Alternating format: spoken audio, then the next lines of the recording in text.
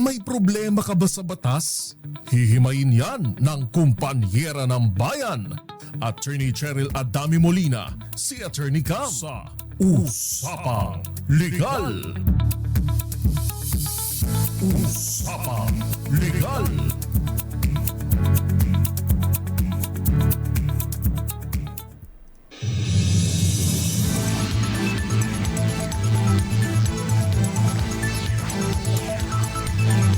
Good evening, Luzon, Visayas, and Mindanao. Kamusta po kayo?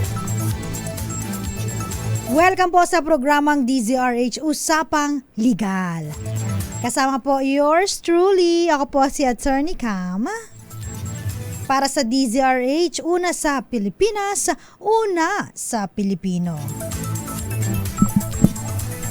Yung mga iba dyan, kamusta yung mga pauwi po? Gusto na bang magpahinga at magbakasyon? Yung iba naman na nasa opisina pa, OT, overtime. Baka naman walang ginagawa, nag-Netflix, ano bang uso ngayon? ML, diba? Mobile Legends. Parang hindi na ako updated sa mga usong na nilalaro ngayon sa mga kumpanya. Alam mo, maganda pa rin po yung mga merong physical na sports fest. Kasi halimbawa, no? Katulad sa amin, meron ditong badminton, merong bowling, tapos merong parang yung general lang na sports fest kung saan maglalabang kayo mga tug of war. Ganon. Parang hindi lang isip ang gumagana, pati physical na pangangatawan, di ba? So, importante yan. Anyway, ang pag-uusapan po natin, may kinalaman po sa tax declaration. Ayan, lalong-lalo na po sa mga probinsya, no, na may mga tax declaration, pero wala pong titulo. Alam nyo po, pag kayo po ay nagpunta sa mga probinsya, magugulat kayo. Kasi doon sa mga nakalagay na mga sukat ng kanilang lupa doon sa probinsya, hindi lang ito, square meters na iilan lang, mga daan-daan. Dito kasi sa Manila, kapag meron kang 100 square meters, malaki-laki na yon para sa'yo. Doon sa probinsya, yung 100 square meters, wala yan. Dahil ang pinag-uusapan po doon ay ekta-ektarya. Yan. 10,000 square meters, isang ektarya. Diba? So, marami po na mga kababayan natin na kapag halimbawa gusto nang mag-retire sa probinsya, syempre, pag nagtrabaho ka, lahat naman tayo for greener pasture. Ang aking tatay ay galing pang Ilocos Norte. Ang nanay ko ay galing pang Tarlac.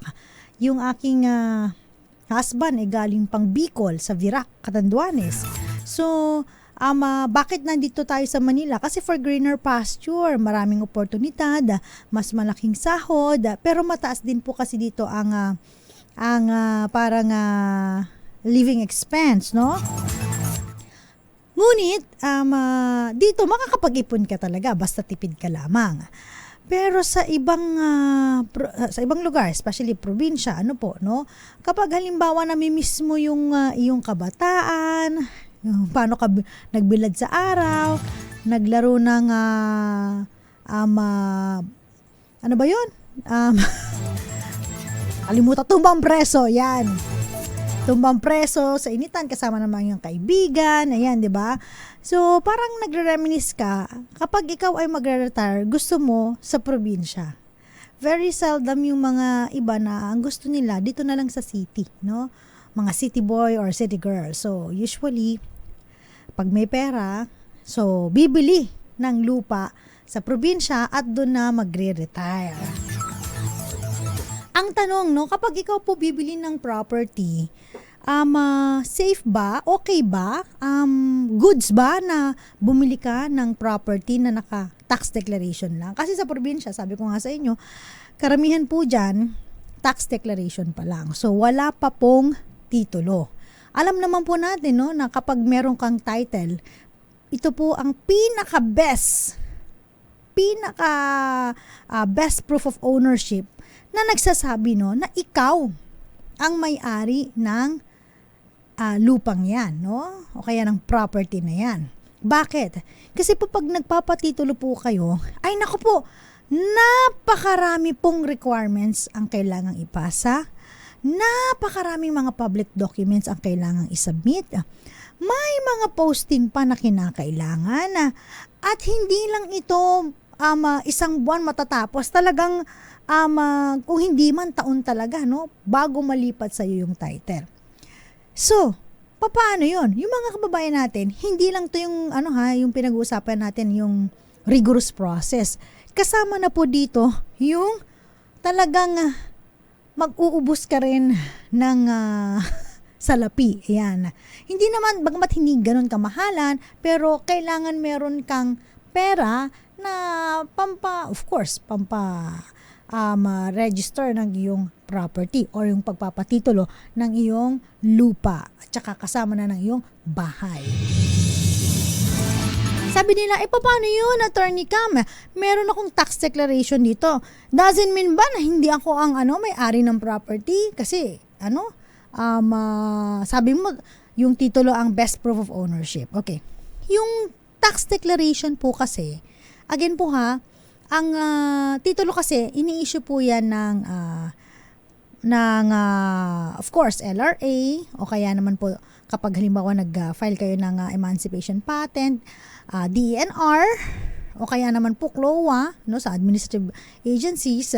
So, iba po yung tax declaration. Ang nag-i-issue po kasi niyan ay ang local government city, yung sa munisipyo ninyo, yung sa assessor's office. Bakit? Bakit ba importante to? Kasi ina-assess po nila yung real property taxes, no? At syempre titignan anong bang value ng property, no? And one thing is for sure, ang tax declaration, although hindi po ito yung best proof of ownership, pwede po kasi itong pag-ugatan ng karapatan na magmay-ari ng property. Di ba ang ganda? Halimbawa magpapatitle ka po, no, sa probinsya. Kung may tax declaration ka, yan ang first step natin para makapagpa-title ka, 'di ba?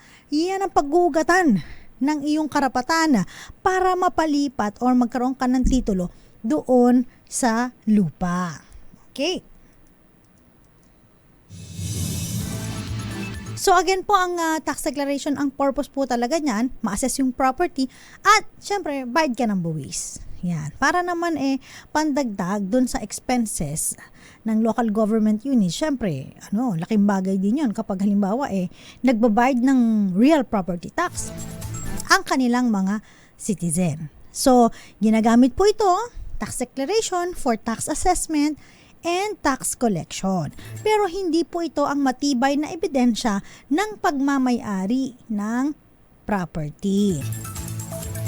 Okay? Minsan nga, 'di ba? Sa iba nakapangalan yung tax declaration, pero naipapangalan pa rin sa iba. Okay? At tandaan po ninyo, kung halimbawang may lumabas na nagki-claim ng parehong property, tapos siya may titulo, ikaw, tax declaration lang, madidefeat ang iyong tax declaration. Unless otherwise, ma-prove mo na yung mga isinabmit doon sa doon sa government agency na yon, whether yan po ay sa DENR, sa DAR, o kaya sa LRA, yung mga sinabit niyang dokumento ay mga fraud, may panlilinlang, may panloloko. Pero kung hindi mo mapupatunayan po yun, madidefeat po, no, yung iyong tax declaration. Kaya importante, yung mga kamag-anak natin, baka may nakikinig dito sa Metro Manila, okay, yung mga nanonood natin dyan sa probinsya, no po, okay, mga kababayan natin nanonood sa ibang bansa, kung meron kayong mga property, mga kamag-anak nyo, immediate family ninyo, na naka-tax declaration pa lamang, i-encourage nyo sila na, mag-file na, ipatitulo na yung lupa. Okay, trivia. Alam niyo po ba na si Attorney Cam ang talagang ano ba yun? Nagpursigi para kumuha po ako ng abogasya ay yung aking tatay. Yan ang inspirasyon natin si Papa Will. Si Papa William. Ngayon, so ako naman, sabi ko, sige, kasi syempre pampadagdag knowledge at parang gusto mo, meron ka ring alam sa batas, no? So, nag-inquire siya pa ngayon nag-inquire. O, dito anak, sa may Arellano University School of Law, they have executive class. Meron sila dyan na Saturday, Sunday class, hindi maapektuhan ng iyong trabaho. Kasi ang hirap, no? Kapag mag-aaral ka, tas wala kang pampatuition, di ba? So, kailangan na keep natin yung trabaho natin. So, habang nagtatrabaho tayo, nag-aaral. So, nung tayo ay makatapos na, hindi ko alam na ang aking papa pala, ayan, ay merong maliit lang naman, ayan, na lupa at naka-tax declaration. So, ang unang kliyente ko, pro bono, syempre, yan, yung tatay ko. So, yun, pinatitle namin yung kanyang property.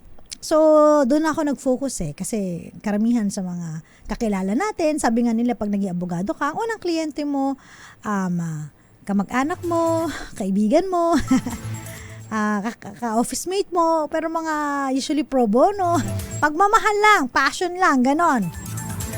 So, maraming lumalapit sa atin na may kinalaman sa properties yung kanilang problema. So, kaya nag-focus na ako dun sa properties. Kaya talagang makikita mo doon, kung halimbawa may lumalapit kay Attorney Cam na nagtatanong kung Attorney Cam, safe ba na bumili ng property pero tax declaration lang. Ito ang laki-laki, ekta-ektarya, no? Sinasabi ko talaga sa kanila, risky po kasi ang bumili ng tax declaration. What do you mean risky?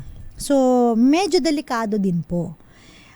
Number one, kapag bumili ka ng tax declaration, kapag meron pong lumabas na may title ng property, unless otherwise, no, mapatunayan mo na ito nga ay dumaan sa mga panluloko na mga dokumento na pinasa, saka pa lang mapapatunayan na mas may karapatan ka. Pero kasi ang titulo po kasi, 'di ba, kung halimbawa bibili ka ng property, doon ka lang kailangan tumingin sa four corners ng title. And you exercise due diligence. Ano yung exercise ng due diligence? Yung pag-check kung may tao doon sa property, and of course, pag double check na rin, no? Kuha ka ng certified true copy ng property, and you double check kung meron itong mga annotation. Okay? Annotation in the sense na meron ba itong nakalagay na baka na mortgage, na isangla, o kaya naman lease pendants, pending litigation, may adverse claim, may nag-claim na ibang may-ari, yung mga ganun ba? At or interest dun sa property. So, you have to check. So, you exercise due diligence. Pero kung halimbawa, between the tax declaration and the title, talagang magwawagi ang title. Kasi, sabi nga natin kanina, ang titulo po ang best proof of ownership. Pangalawa, kung halimbawa po, no, na tax declaration lang ang pinapakita sa inyo, madali kasing kumuha ng series of copies ng tax declaration. Basta may-ari ka, kuha ka lang ng copy, certified true copy, may tax declaration ka. Ang danger doon o yung risk pa doon, kung halimbawa no, ibinenta sa'yo at hindi lang ikaw yung buyer, ibinenta rin pala sa iba. So marami kayong pinagbentahan, no? Kasi sa tax, kung meron kang title, bibili ka ng titulo, di ba? Ang titulo, tandaan po ninyo, 2 kopya lang yan. Isa doon sa tunay na may-ari, isa doon sa sa LRA, no? So kung halimbawa po na ibebenta yung property, may title, syempre hihingin mo yung titulo nung lupa. At pag binigay sa'yo, di ikaw lang talaga ang pagbebentahan niya kasi nag-iisang kopya lang yan. Wala nang ibang kopya yan, no? Unless yung papakita sa inyo, mga peke pala. Pero you will know naman kung ito ay peke o hindi. Just exercise due diligence. Kuha ka ng certified true copy sa LRA kung pareho sila. Okay. So ito na, may titulo ka. So isa lang. So hindi siya mabibenta sa iba.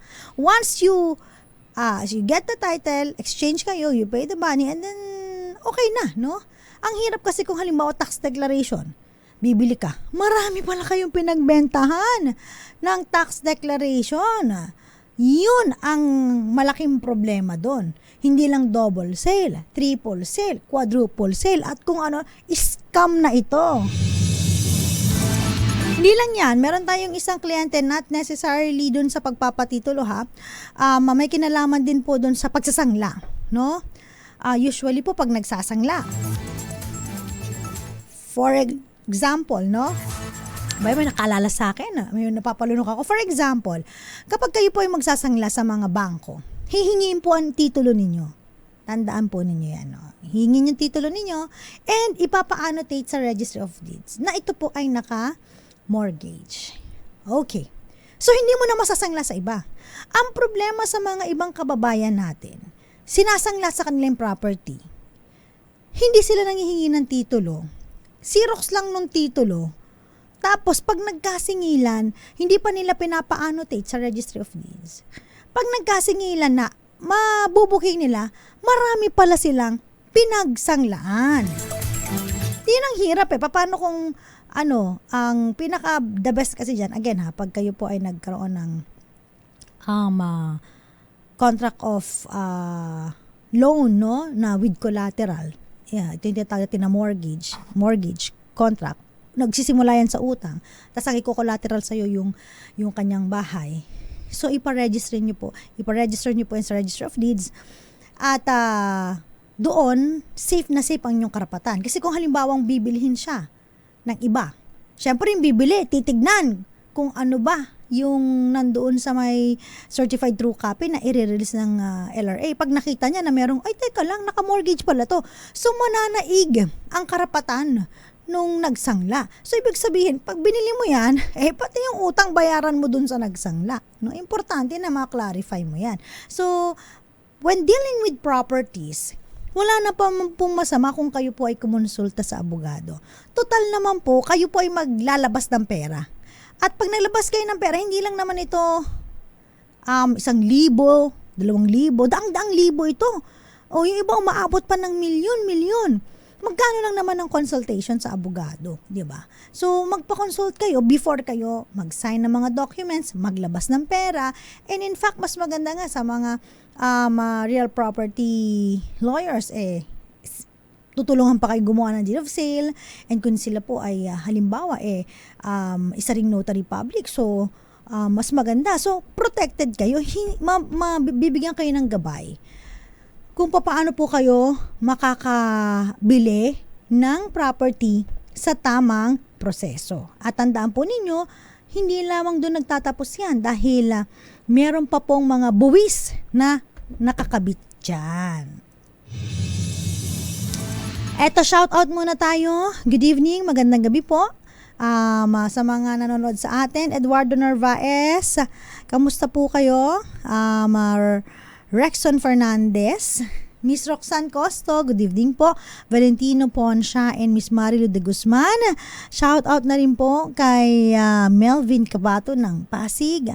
Magandang gabi rin po, of course, kay Tita Erlinda Agloco, and congratulations po kay Elmar Agloco. Ayan, gagraduate po sa Philippine Merchant Marine Academy next week. Ayan, congrats. Ganun din po, pagbati po. Hi, kina Miss Irene Almodovar, Miss Grace Recta na imbag nga rabi, kata kayo amin ha. Josephine Garimbao, Moonbeats, kamusta po kayo? Violeta Sembrano. Eto nga, sabi ni Violeta, naku, ganun po yung kapitbahay ko. Nakakulong yung nagbenta ng property na hindi kanya. Ayan. One more thing pala, paalala ko po sa inyo. Pag kayo po bibili ng property, you always talk doon sa may-ari ng property. Okay? Doon kung sino nakapangalan sa property, sa title, no? Huwag kayong papayag na nakipag-deal po kayo sa hindi naman po talaga yun yung may-ari ng property. Except, meron siyang special power of attorney. At even if meron siyang special power of attorney, you have to talk pa rin po and verify doon sa may-ari ng property if the person you are dealing with is an authorized representative of the seller or the owner of the property. Pinaka-importante po yan dahil kapag halimbawa nakikipag-deal ka kung sino-sino, lalo sa mga Facebook market value, nasabi ay sila ay mga ahente, tas hindi naman din licensed broker, ay baka po makuha ang inyong pera at itong kausap nyo mawala na lang na parang bula. Kaya ingat-ingat din po. Aldos Villamater, magandang gabi. Babalik po tayo, ilan pa rin pong munang mga paalala, dyan lamang po kayo. Kasama pa rin po ako po si Attorney Cam para sa DZRH Usapang Legal. Oras po natin, 5 minuto bago sumapit ang alas 7 ng gabi. Muna tayo ng report mula kay RH27 Noche Cacas, ika-50 anibersaryo, ng University of Perpetual Help System Delta. Sinimulan na ang selebrasyon ngayong araw dyan po sa May Las Piñas. RH27 Noche Cacas, ibalita mo nga to, Noche. Attorney Cam, umarangkada ngayong araw ang 50th anniversary ng University of Perpetual Help System Delta, ang kanilang Golden Hour Celebration sa lungsod ng Las Piñas. Tampok ng aktibidad ang naging legacy, tagumpay at mga nagawa simula ng itatag noong 1975.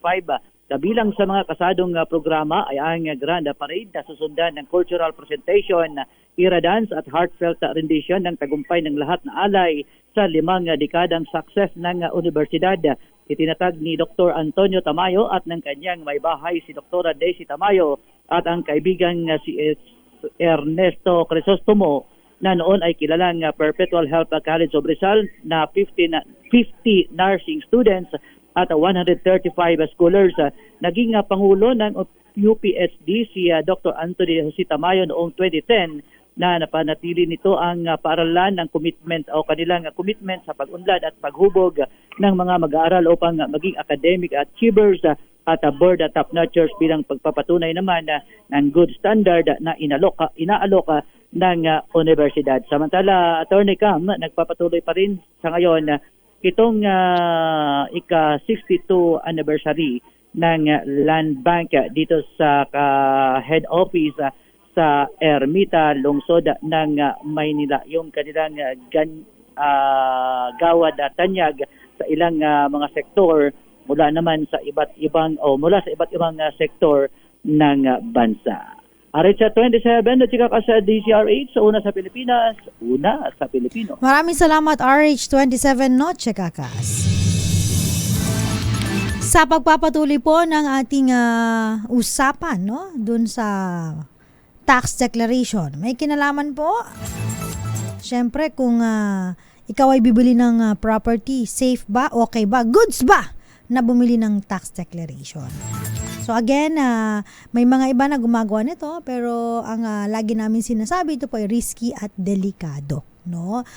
Kanina nabanggit natin, so pag may lumabas na titulo, syempre madidefeat ang iyong tax declaration, dahil best proof of ownership, yung title, unless otherwise mapatunayan na ito po ay yung mga naipasang dokumento ay fraud, At syempre, hindi lang yan, So pag nabenta yung property sa maraming iba, Halimbawa, binenta sa iba, tapos yung isa sa inyo sa nakabenta ay sa nakabili ay nagpa-title. So yung mga ibang bumili, yun, talo po kayo. Kasi meron po dyan, first to register.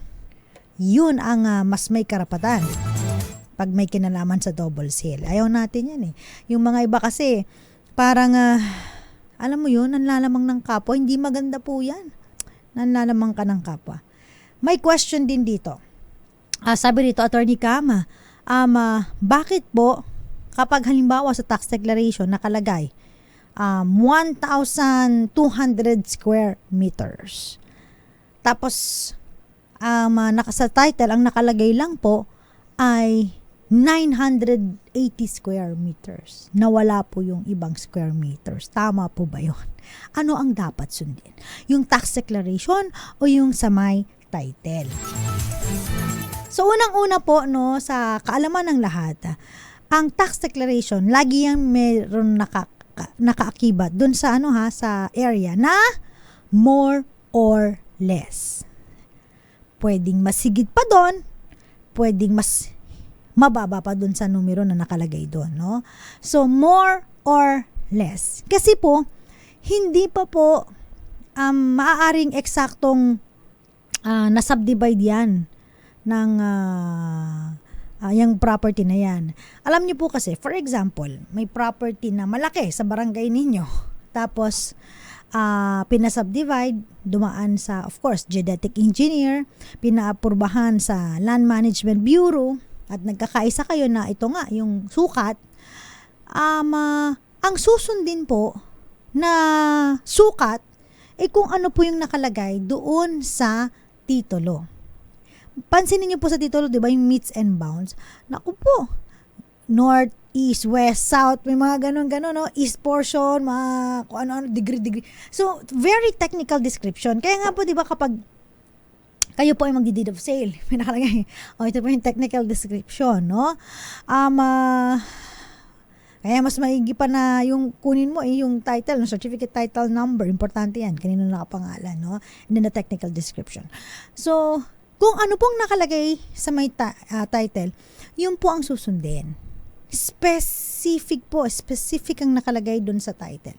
Hindi po katulad sa tax declaration, ang nakalagay lagi, more or less. Kaya, sabi nga ng iba, parang advantage kapag ikaw yung nagpa-subdivide, o kaya, ikaw yung promotor ng subdivision. Why? Kasi, lagi kang sa more. Siyempre, hindi ka papayag na less, di ba? Ang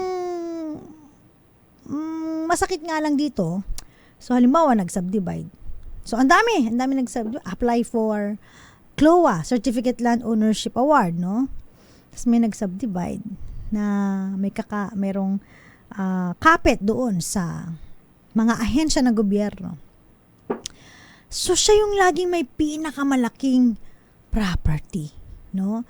Now, halimbawa, okay, na-subdivide na. Meron doon na nabawasan. Hindi lang 300 square meters, kundi 3,000 square meters. Siyempre, ang laki-laki nun, di ba? So, pag kinwestiyon yun, so, lalabas, no? Na maaaring yung iba din, iba-ibang sukat. So, mahaba-habang usapan na naman yan. Kaya make sure sa mga nasa probinsya po, no?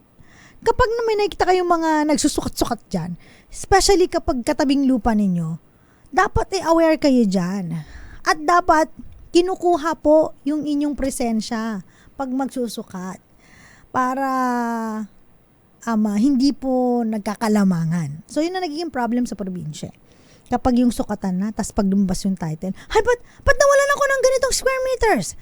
Ayan na. Talagang pag-uugatan na ng away. Hanggang sa mga apo-apo nila, nag-aaway na sila. Ganun po, no? So, just to make things clear, kung ano pong nakalagay sa title, yun po ang susundin na description, na technical description. Yung sa my tax declaration, more or less lang po yan. Tapos, kapag meron na kayong title, so ipakorek nyo na yung tax declaration. Dati po, halimbawa may tax declaration, may title ka, nakabili ka, you follow na, to follow yung gagawin mo, ipangalan yung tax declaration on your behalf. So, i-issuean ka ng bagong tax declaration number. So, ganun. Tapos, syempre, meron na silang basihan, ilang square meters, and then they can properly assess the value of the property. So, ganun po, no? Parang ang hirap naman pinag-uusapan ni Attorney Cam.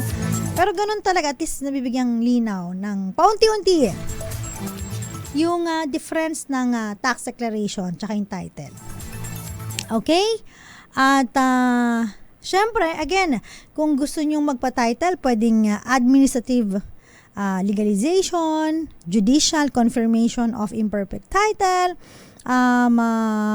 tapos ito pa, no, kapag halimbawa, isa rin po para pa-title kayo, pwede po kung meron kayong extrajudicial settlement of estate or kung meron kayong, or nag-iisa ka lang na tagapagmana. Sana all, di ba? So, meron kang affidavit of self-adjudication or affidavit of sole heir. So, yan po yung mga kailangan ninyo. Okay, again po, marami pong requirements. Pag kayo po yung magpapatitulo, tiis-tiis lang, pero kailangan po talaga eh. Una, pag may title ka, secured ka na hindi maaagaw ang iyong property. Pangalawa, kapag may title ka, di ba? Pwede mong ibenta yung property. Mas mabilis mo siyang mabibenta dahil again, that's the best proof of ownership. Di ba? Especially ang mga corporation, pag bumibili sila ng property, they make sure na yung property ay titled. Kapag tax declaration medyo questionable, aatras pa, hindi sure.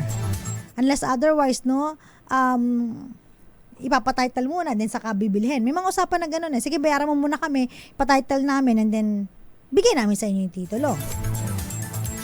So, kung bibili kayo ng property, again, you insist, may title. Then, the tax declaration, di ba? Tapos, bago bilhin, kailangan po sumangguni sa abogado para sa deed of sale, no? Yung format ng deed of sale, and of course, ipanotaryo po sa mga hindi fly-by-night. Ano yung fly-by-night? Kasi po, nire-require po, no? Para ma-transfer ang title sa inyo, kailangan ito po ay ina public instrument. Public instrument, paano ba nagiging public instrument yung isang dokumento na kayo lang ang nag-usap, no? Maapektuhan yung third party, yung publiko. So, kailangan nyo po itong ipanotaryo. At yung mga nagdo-notarize po, isinasubmit po nila yan doon sa court kung saan po sila merong notarial commission. Okay? So, sila po ay monthly nagsasubmit ng mga ninotaryo nila. May kaso na po na umabot, no, sa Korte Suprema na kung saan na-invalid yung kanilang deed of sale kasi po hindi sila sa totoong notary public lumapit. Sila po ay kung saan-saan lamang pong lumapit at yung pala matagal nang hindi nagnonotaryo yung taong yun o maaaring ginamit lang yung kanyang stamp, no, ng mga mapanglinlang. So, yun ang danger nun. Kaya importante, when dealing with deed of sale sa property, dun po tayo sa legal. Ayan. In fact, no, sa BIR, kapag medyo matagal na yung inyong transaction, hindi siya recent, hinihingi po yung copy doon, certified copy sa RTC or MTC kung saan po nakakommission yung notary public. Pag wala kayong naipresent nun, hindi siya matatransfer sa inyo. So, may mga ganong senaryo. Kaya, dapat, again, you ask the advice of a lawyer. And, again yung Supreme Court na po ang nag-decide noon. And when you say Supreme Court, sila po talaga ang last arbiter pagdating po sa mga batas natin at ganoon din po sa Constitution. Isa pang shout out muna at tatalakay pa tayo ng mga ibang kaso maya-maya. Ito. Gandang gabi po sa mga nanonood sa atin. Yung mga gusto pong makita ang aking social media account, hanapin nyo lamang po ako sa TikTok. Search nyo lamang po ATTYCAM, Attorney Cam.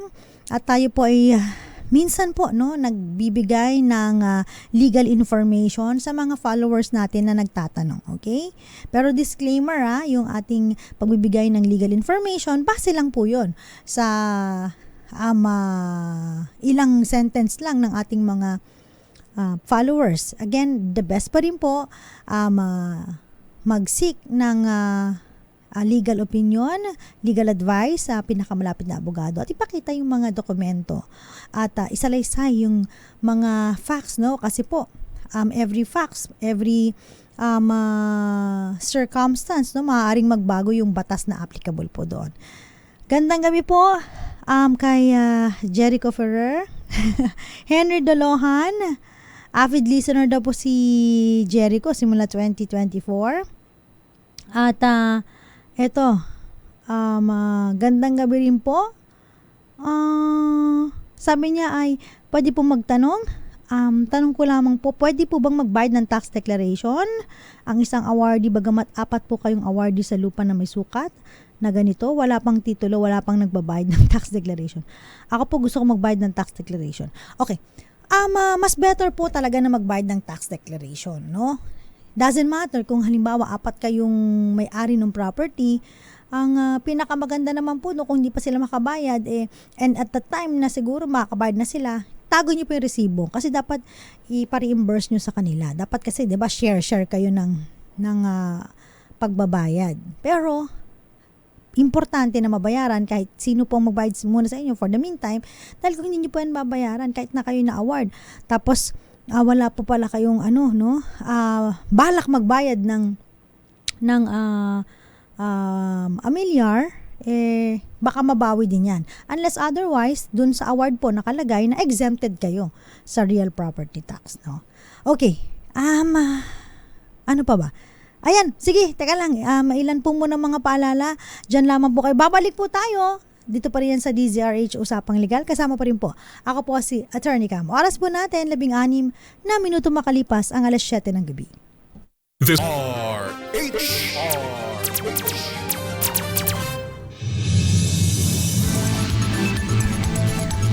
DZRH Usapang Legal. Kasama pa rin po yours truly, Attorney Cam po. Ayan, meron tayong mga babatiin pa pala. At saka itong mga question, bigyan pansin lang natin ng very light lang naman. At saka very slight. Yan.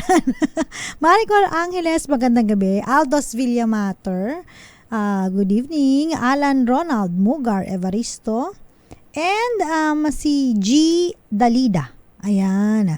Sabi niya, magandang gabi po, attorney. Tanong ko lang po sana kung pwede bang bilhin ng lupa kahit tax declaration lang po ang hawak ng bibilhan namin. Okay, yun nga po yung sinasabi natin. May mga iba talaga na gumagawa niyan, pero very risky. So, ina-advise po namin, no, na mas maigin na ito po ay meron titulo. Kasi kapag halimbawa nagkaroon po ng problem, in case na may mga lumitaw na mga may interest dun sa property, or worse, merong isang nakapagpa-title and then yung taong yun ay innocent purchaser for value, no? So madi-defeat yung iyong karapatan bilang nakabili ng tax declaration. Okay? Si Len Heron, sabi niya, ano pong pwedeng gawin ng owner ng lot if ang house ay naka-tax deck sa namatay na kapatid? Pera ng lot owner ginamit sa paggawa. Okay. Pwede ba ipa-demolish na lang ng lot owner? Pera ng lot owner? Okay, pag mga ganito, no, kung halimbawa magkakamag-anak, pag pinademolish nyo yan kung hindi naman siya in bad faith, pinayagan naman pala siya na magpatayo ng property doon, in good faith siya, no? Mas maganda na mag-usap na lang kayo. At kung mas malaki ang value nung bahay doon sa lot, bilhin na lamang po yung lote doon po sa heirs ng inyong kapatid, no? I suggest na ayoko yung parang i-demolish agad, di kayo mag-uusap, magre-resort agad kayo sa mga legal battles ninyo. Again, best way pa rin po kaming mga abogado, no? Mas maganda kung nasisettle po namin ito outside court kaysa yung agony ng aming mga kliyente pupunta ng korte, mag-effort, no? At magkaaway pa, no? Syempre matagal po ang medyo pag nag-decide din po, no? Dahil napakaraming kaso ang nakabinbin sa bawat korte. At syempre, inuuna po nila yung mga mahahalagang kaso talaga, mabibigat, especially criminal proceedings, no? Yung mga ganitong civil proceedings, medyo nadidelay ng onte. Mas maigi na mag-ayos pa rin po yung kapatid, tsaka yung mga naiwan na pamilya, no? Don't burn bridges, no? Mas maayos, mas maganda pa rin. So, kung again, mas mahalang land, building dun sa land, you buy yung land na lang, no? Kaysa magsimula pa kayo ng sigalot ng relasyon sa pamilya at worse, no? Again, naririnig natin kapag mga magkakamag-anak nagkakaroon talaga ng mga hindi magagandang nangyayari, no? To the point na patayan, ayaw natin ng ganyan. Okay, hindi ko ina-advise yan. Meron pang question Gusto ko lang din i-remind, no, kung halimbawa po, papaano naman po magpapa-title kapag may tax declaration? That's a very good question. At syempre, again, kapag dadaan ka po ng titling, marami pong mga rekotitos ang tawag namin dyan sa Ilocano. Rekotitos, marami mga isinasubmit.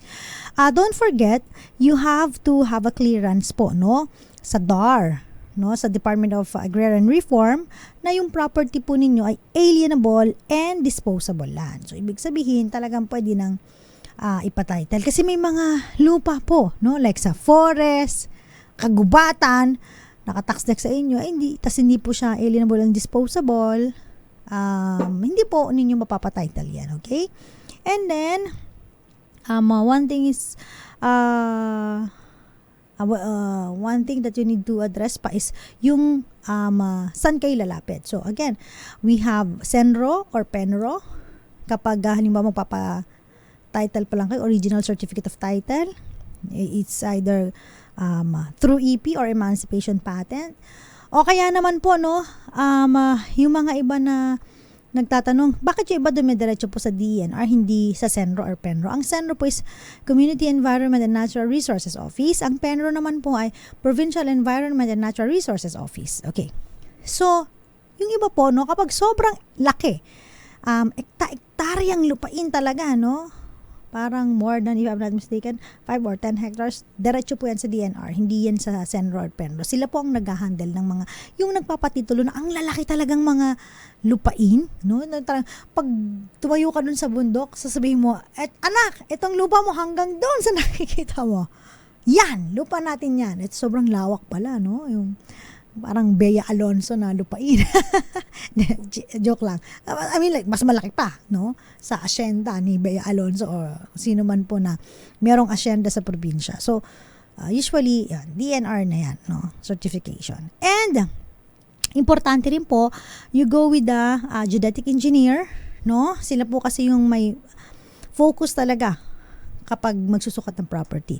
At ang geodetic engineer po, depende po yan sa probinsya kung how much yung kanilang ibibigay na service fee. Depende po kung ang property nyo may mga creek-creek pa, ang dami pang pagdadaanan, baka terrain talaga yan, grabe yung terrain dyan. So, mas mahal. Pero kung patag lang naman, baka mas mura. At again, depende pa rin kung city ba yan, o municipality, o kaya talagang baka naman doon na sa may pinaka-loob-looban yan, no? So, mas mahirap, mas mahal. Mas mahirap sukatin, mas mahal. Okay? Mas mahirap na pagdadaanan ng mga magsusukat, mas mahal. Pero again, kailangan licensed geodetic engineer. Alright, maraming salamat po sa mga tumutok sa ating programa dito po sa DZRH Usapang Legal. Huling shoutout na lang tayo. Magandang gabi po sa mga nanonood sa atin. Si Gael, no? Sa mga nanonood sa ating mga OFWs, ingat-ingat po kayo. Sa mga pahabol greetings natin, si Annette Rosales. May question siya. Sabi niya Attorney, good evening po. Tanong lang po, magda-down na po agad kapag bili ng lupa para daw po sa pagpapasukat at pagpapagawa ng deed of sale. Tas kung sakali hindi na doon yung pagbili ng lupa at mapasukat na at napagawa na po deed of sale, babayaran mo pa din daw yung nagastos niya. Okay. Again po, kapag kayo po ay bibili ng property, kayong dalawa po ang nag-uusap dyan. So, pag-contract meeting of the minds, ano ba ang usapan ninyo? Mas better kung halimbawa magda-down lang muna, tapos saka babayaran pa unti-unti, hanggat hindi pa nila nabibigay yung title, o kaya hanggat di pa na papatituluhan, so you go contract to sell. Pag pa-contract to sell kayo, nag-down kayo, tapos sabihin nila, sige, patitulo muna namin bago namin bigay sa inyo, then we execute deed of sale, bayaran yung remaining. That's fine. Basta nagkakaintindihan kayo. And then, kapag halimbawa nakapag-execute kayo ng contract to sell, make sure na ipa-annotate mo ito doon sa Registry of Deeds, no? At saka kung halimbawa na wala pang title, yun nga po, again, risky, no? ito na naman tayo sa risky. Kasi ina-advise namin kung halimbawa, EJS, extrajudicial settlement of estate, hindi pa nila nasisettle and then afterward, binenta na sa'yo. So, nag-execute ng contract to sell, patitulong muna na sa kanila and then bago mabenta sa'yo, that's fine, walang problema. Kung halimbawa naman na ganito, mas better na, again, risky po ang pagbili ng tax declaration. You buy with the owner, the seller, ng property with title. Tas kung halimbawa usap kayo na sige bayaran mo na sukatin para masukat yung property na bibilihin mo, baka portion lang yun ng estate ng mga magkakapatid, wala pong problema yan. Thank you so much. Maraming salamat na kasama niyo po ako po si Attorney Cam para sa DZRH Usapang Legal. Oras po natin, mabilis talaga ang oras, 7:30 na ng gabi.